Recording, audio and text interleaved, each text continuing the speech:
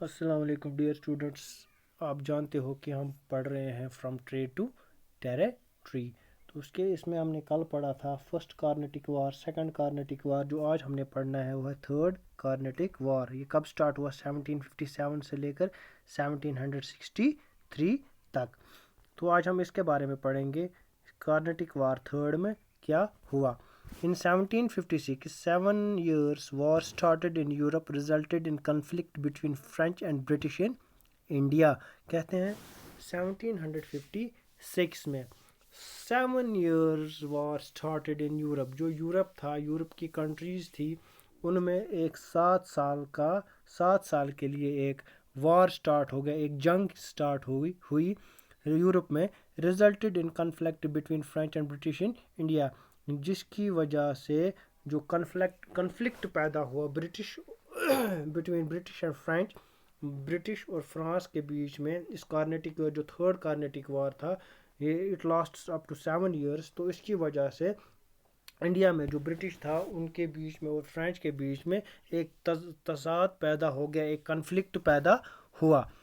British captured Chandernagore French settlement in 1757। जो British थे, इस कन्फ्लिक्ट के बाद उन्होंने क्या किया, चंद्रनगौर एक फ्रेंच सेटलमेंट थी इंडिया में, तो उन्होंने वो 1757 में कैप्चर करी। किन्होंने? ब्रिटिश वालों ने। इस थर्ड कार्नेटिक वार जो स्टार्ट हुआ था 1757 में and last up to 1763, near about 7 years। तो इस कार्नेटिक वार की वजह से कन्फ्लिक्ट पैदा हो गया between British and French in India.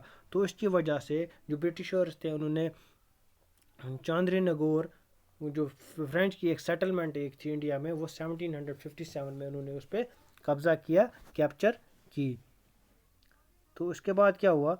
British commander sir Eyre Coote defeated French under the count de Lally at battle of Wandiwash in 1760। तो जो ब्रिटिश कमांडर था sir Eyre sir Eyre Coote, तो British commander sir Eyre Coote ने defeat किया French को under count de Lally at battle of Wandiwash in 1760। तो British commander sir आयर कोटे ने फ्रांस को डिफीट किया काउंट डी लाली जो था, किस बैटल में? Battle of Wandiwash in 1760 में। तो Pondicherry felt into the hands of British in 1761। तो उसके बाद जो पौंडीचेरी थी वो किसके हाथों में चली गई? ब्रिटिश के हाथों में चली गई। कब? 1761 में। तो उसके बाद क्या हुआ? Treaty of Paris was signed in 1753, returned Chandranagore and Pondicherry to French, allowed French to have factories but the administration fell to British।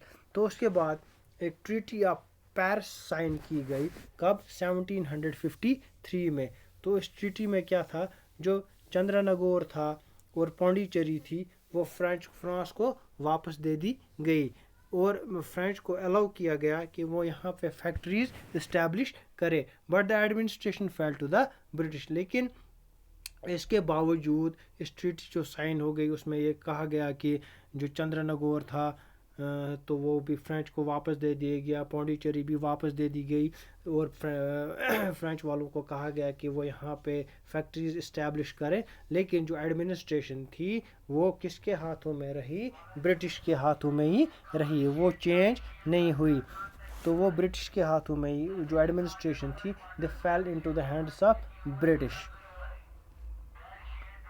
ये देख रहे हो आप यहाँ पे, ये सर आयर कोटे, दिस पिक्चर आप देख रहे हो, सर आयर कोटे, ये ब्रिटिश कमांडर थे, ठीक है, ब्रिटिश कमांडर थे। तो उसके बाद क्या हुआ? मैं इस ट्रीटी में क्या हुआ? ट्रीटी साइन हो गई 1753 में। जो चंद्रनगौर था वो वापस दे दिया गया फ्रांस को। तो उसके बाद लेकिन जो अथॉरिटी थी, जो एडमिनिस्ट्रेशन थी, वो इन्हीं के हाथों में रही, ब्रिटिश के हाथों में रही। ये ब्रिटिश के हाथों से चेंज नहीं हुई। तो थैंक्स।